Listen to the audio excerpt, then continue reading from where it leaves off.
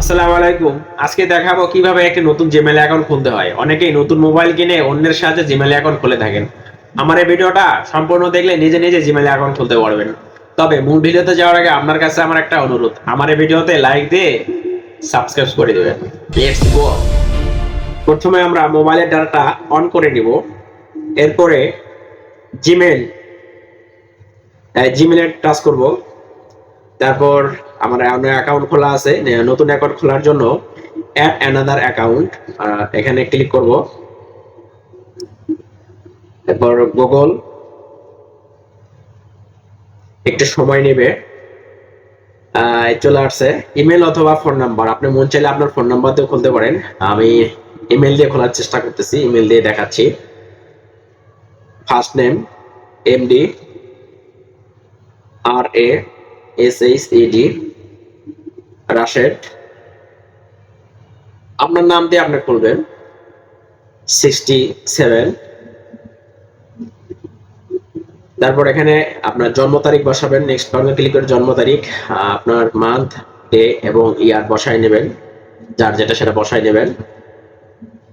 এবার gender select করে gender বসায় দেবেন।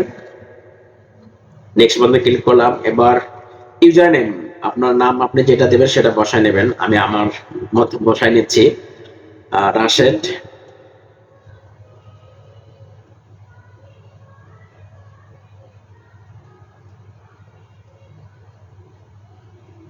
নাইন জিরো দেখি, এটা নিল না। এখন 8টা দেওয়ার চেষ্টা করি, দেখি এটা পাই কিনা। রাশেদ ডট